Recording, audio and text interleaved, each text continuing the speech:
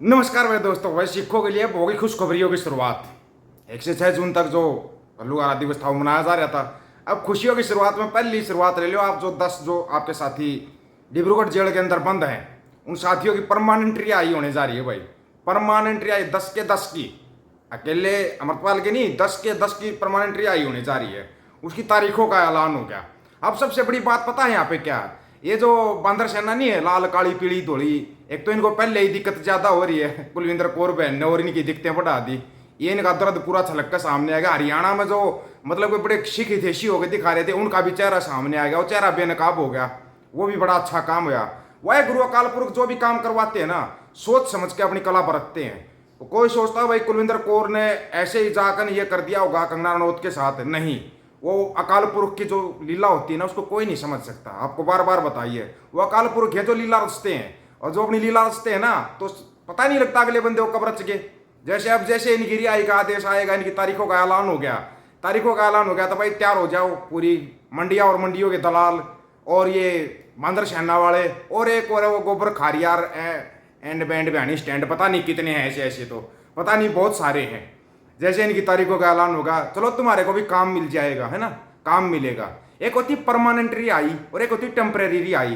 Temporary रिहाई तो पहले एक बार होगी अमृतपाल की, एक बार होगी टेम्परेरी रिहाई। जो डेट आई ना, उससे पहले एक बार होगी। जैसे ही लोकसभा का अध्यक्ष चुना जाएगा, वो अध्यक्ष जब शपथ दिलवाएगा चुने गए सांसदों को, उस टाइम पे एक बार हो सकता है टेम्परेरी रिहाई होगी। वो होता सबको पता है, संविधान के अनुसार जो होता है टेम्परेरी 1-2 दिन के लिए आएंगे, वो अपनी शपथ ग्रहण करेंगे, फिर चले जाएंगे। लेकिन ज्यादा समय वो जेल में नहीं रहेंगे वो लोग, ये याद रखना, ज्यादा समय नहीं रहेंगे। ये आपके लिए ना बहुत बड़ी खुशखबरी है। खुशखबरी ऐसी है, अब मैं कहता हूँ भाई, अब तो अपना गुलूकारा दिवस भी मना लिया, वो भी निकल गए, दिन निकल गए। अब आप लोग मिठाई बांट सकते हो। मिठाई बांटने की बोली है, अभी भी नहीं कहते हम कि भाई ढोल नगाड़े बजाओ, लेकिन अब मिठाई बांटना। क्यों? क्योंकि लोगों ने ना बड़े सवाल उठाए थे। अमृतपाल का वकील है जो राजदेव सिंह खालसा, वो आरएसएस का बंदा है। अबे राजदेव सिंह खालसा अमृतपाल का वकील ही नहीं है। कौन अमृतपाल का वकील? हिमांशु सिंह खैरा है ना।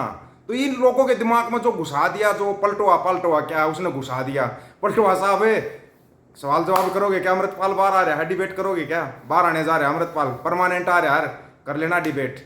इधर पंजाब में ही रहेंगे, अब वो डिबेट कर लेना जैसे ही करते हैं। तो मतलब फिर एक और सवाल खड़ा कर दिया पंजाब के अंदर ही कि भाई अमृतपाल सिंह एनडीए गठबंधन को समर्थन देंगे या इंडिया गठबंधन को समर्थन देंगे।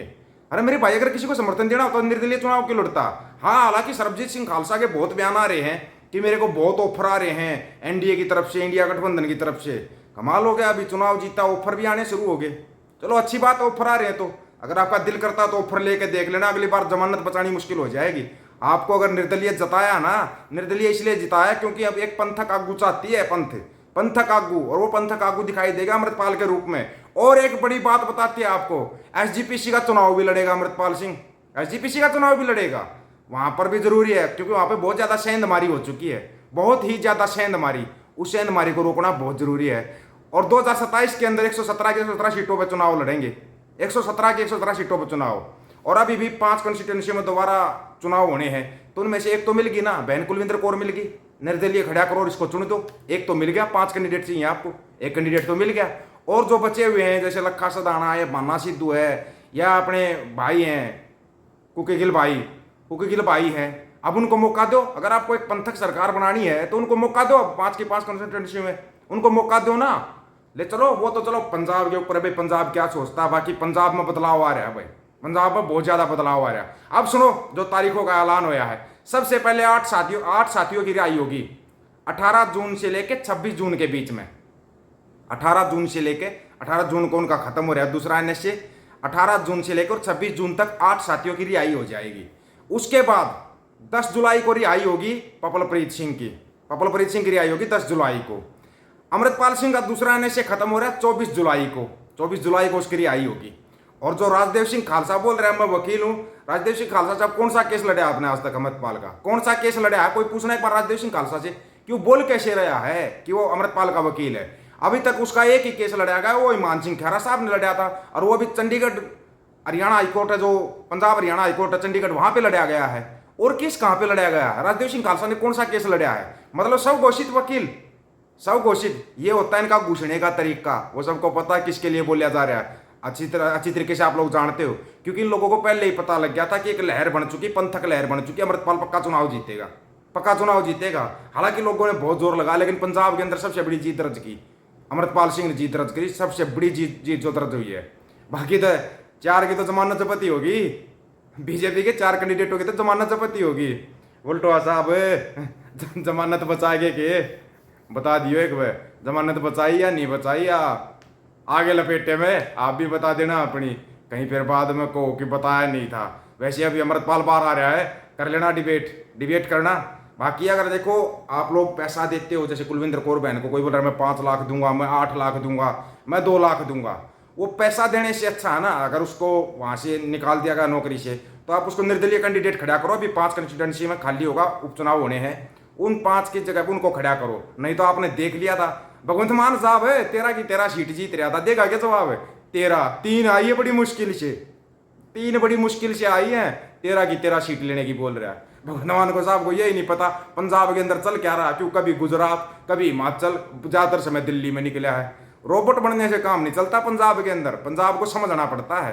पंजाब गुरुओं की धरती है, गुरा दे नाम दे चलती है ये।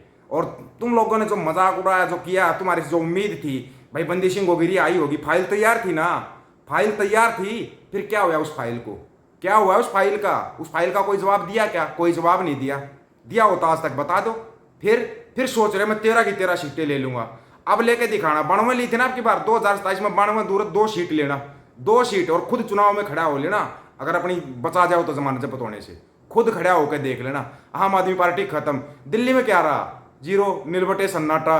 दूसरी बात, इन्होंने इंडिया गठबंधन से भी अपना गठबंधन तोड़ दिया, बड़े कमाल के लोग हैं यार ये। मैंने बोला था ना लाला बहुत तेज है, लाला बीजेपी से भी तेज है, लाला तो बीजेपी से भी तेज है। वैसे भी प्रधानमंत्री मोदी साहब शपथ ले रहे हैं 9 तारीख को, मोदी साहब दे दो ना झटका नीतीश कुमार को, चंद्रबाबू नायडू को, ये भी याद रखेंगे किससे पंगा लिया था, दे दो झटका। ये बहुत बोलते हैं अमित शाह नहीं होगा कैबिनेट में, फलाना शाह नहीं होगा, दे दो झटका, आदत है आपकी, आप कर सकते हो इस काम को, एक बार कर दो, बड़ा मजा आएगा, मजा आएगा हमारे को। सबसे पहले आपको बधाई देंगे, जैसे आपने केजरीवाल को जेल में डाला था ना, स्पेशल बधाई दी थी मोदी साहब को, बिल्कुल सही डाला उसको जेल में, बिल्कुल सही। बोला वो केजरीवाल को जेल में डाल दिया, इसलिए 7 की 7 दिल्ली जीतेंगे सीटें। कहाँ से जीतेंगे, ड्रामे केस ना, आज तक काम कुछ नहीं किया दिल्ली में, अगर काम करते तो 7 की 7 सीट आती, काम नहीं किया, दिखावा ज्यादा किया। बीजेपी से भी बड़ा दिखावा करता है ये, उनसे बड़ा ढोंगी है ये, उनसे बड़ा ढोंगी मानता हूं मैं इसको। और वैसे कंगना रनौत को भी समझ में आ गया होगा बधाई कैसे दी जाती है। अभी तो पंजाब की बहन से टकराई है, कभी हरियाणा वाली से टकरा ले, तो किसी ताई से ही टकरा ले, तेरे को ताई भी मुबारकबाद देने के लिए तरस रही है कि तू कहाँ पे मिले, तेरे को हम मुबारकबाद दे दें। आना मत, हरियाणा पंजाब तुम्हारे लिए बहन है तुम्हारे लिए, नहीं तो ऐसी ऐसी बधाइयाँ देते हैं यहाँ पे, आदमी को समझ में नहीं आती बधाई दी है या दे ही बधाई है, समझ में नहीं आता कभी भी। और गुड दोबारा फिर मुबारक हो बहन कुलविंदर कौर, और मुबारक हो भाई जो 10 के 10 अपने साथी हैं डिब्रूगढ़ जेल के अंदर, उन सब की रिहाई का ऐलान हो चुका है। इन तारीखों को तो तुम टाल नहीं सकते। भगवंत मान के भी शायद अच्छे दिन आने वाले हैं, क्योंकि 10 के 10 वो बाहर आ रहे हैं, अच्छे दिन आएंगे भगवंत मान के, बहुत ज़्यादा अच्छे दिन आएंगे, है ना। अच्छे दिनों का इंतजार करो, अब अच्छे दिन आएंगे। और एसजीपीसी का चुनाव लड़ना चाहिए अमृतपाल को, बिल्कुल लड़ना चाहिए, और साथियों को लड़ना चाहिए, नियंग सिंह को भी लड़ना चाहिए। लड़ो चुनाव और अपनी पावर अपने हाथ में लो। इस बारे में आप लोगों की क्या राय है भाई, अपनी राय रखना, आपकी राय का इंतजार रहेगा, आपकी राय बहुत कीमती होती है। सभी साथियों को राम राम, नमस्कार, आदाब, सत श्री अकाल। वीडियो को ज़्यादा से ज़्यादा शेयर, चैनल को सब्सक्राइब और बेल आइकन को जरूर दबाना दोस्तों। ऑफिशियल दीपक वजी यूट्यूब चैनल, बात आकर सच की करेंगे, हक सच की बात हम करेंगे। वीडियो को शेयर करने की जिम्मेवारी आप लोगों की है। गज के आखो, वाहिगुरु जी का खालसा, वाहिगुरु जी की फतेह।